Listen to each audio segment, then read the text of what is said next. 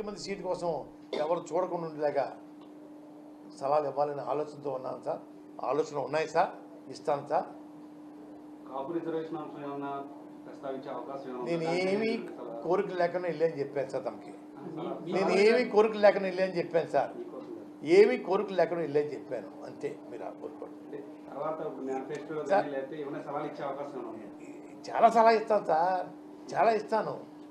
ఎన్ని ప్రపంచ చెప్పలేదు కదా, టూ ఇయర్లీ మీరు అడిగేస్తున్నారు. బీజేపీ పొత్తు తర్వాత 24 సీట్లలో మరో 3 సీట్లు బీజేపీకి పవన్ కళ్యాణ్ ఇచ్చారు. తర్వాత ప్రెస్ మీట్ పెట్టినప్పుడు ఆయన చాలా బాధపడ్డాడు. ఉన్న 3 సీట్లు కూడా నేనే ఇవ్వాల్సి వచ్చింది.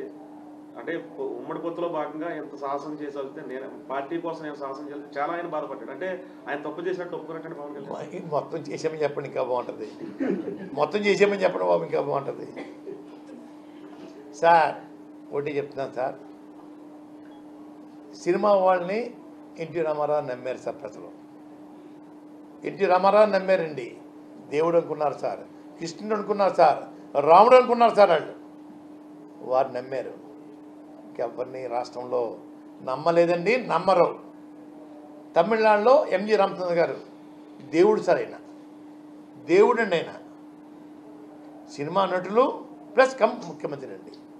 అటువంటి నటులు, అటువంటి దానకరుణ్ణి ఎవరు మీరు చూసి ఉంటారో మీకు తెలియదండి. వారికి ఆ రోజుల్లో కిరాయి అండి.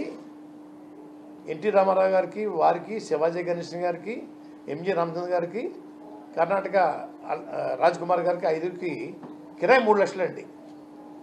ఆ రోజుల్లో అందరూ ఇంటి పట్టిపోయారు డబ్బులు అండి. ఎంజి రామచంద్ర గారు 1,50,000 తీసుకెళ్ళి 1,50,000 రూపాయలు